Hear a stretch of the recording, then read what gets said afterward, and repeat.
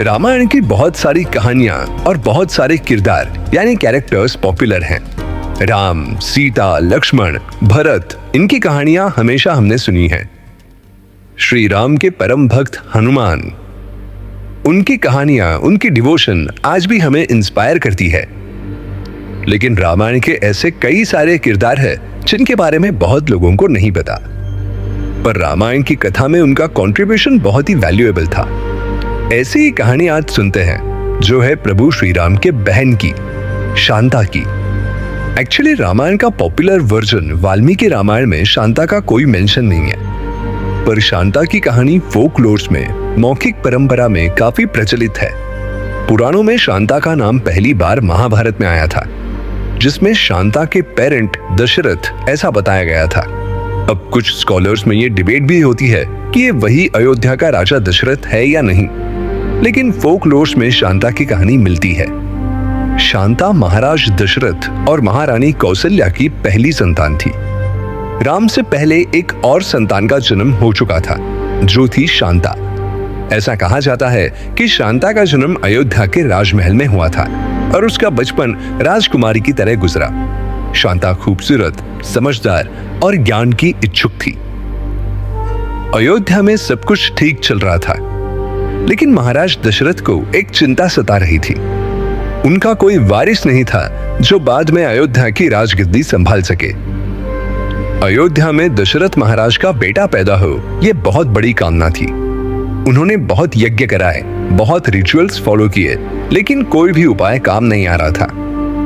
Meanwhile एक बार कौशल्या की बड़ी बहन वर्षिणी और उनके पति राजा रोमपद अयोध्या में सभी को मिलने आ गए। राजा रोमपद अंग देश के पराक्रमी राजा थे और महाराज दशरथ के भी काफी अच्छे मित्र थे, पर राजा रोमपद और वर्षिणी की कोई संतान नहीं थी।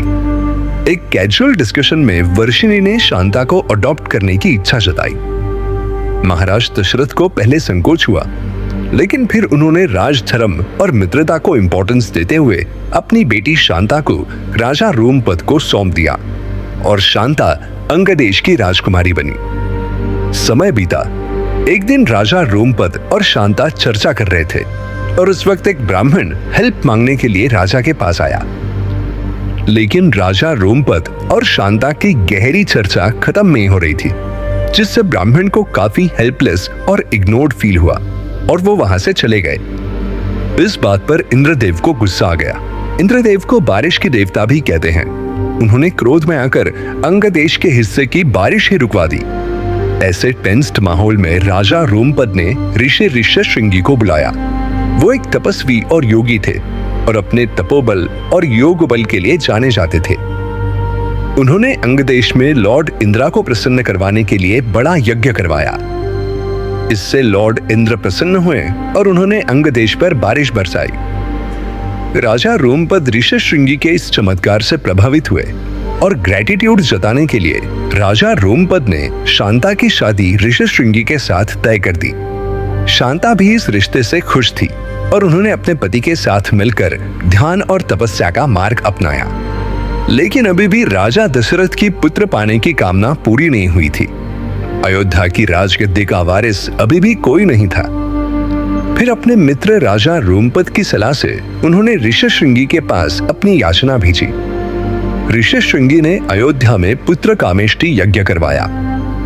ये यज्ञ महाराज दशरथ के लिए एक आशीर्वाद सिद्ध हुआ और इसी यज्ञ के ब्लेसिंग्स के रूप में ही राम, लक्ष्मण, भरत और शत्रुघ्न का जन्म हुआ। ये कितना इंटरेस्टिंग है कि विष्णु भगवान के अवतार प्रभु श्री राम, जो आगे चलकर अयोध्या के महाराज बने, उनका जन्म भी कहीं ना कहीं उनकी बहन शांता के प्रभाव और त्याग से जुड़ा हुआ था। शांता के पति ऋष्यशृंगी ने जो यज्ञ करवाया था, उसी की वजह से महाराज दशरथ को अयोध्या के 4 राजकुमार मिल गए। ऐसे में रामायण की कथा में शांता का योगदान काफी गहरा है। शांता ने ऋष्यशृंगी के साथ विवाह किया, लेकिन अंगदेश के प्रति अपने कर्तव्यों को नहीं भूली। उन्होंने प्रजा की भी सेवा की और अपने ध्यान और तपस्या का महत्व भी नहीं भुलाया। उन्होंने ऋष्यशृंगी के साथ मिलकर स्पिरिचुअलिटी और धर्म के रास्ते पर अपने जीवन को समर्पित कर दिया।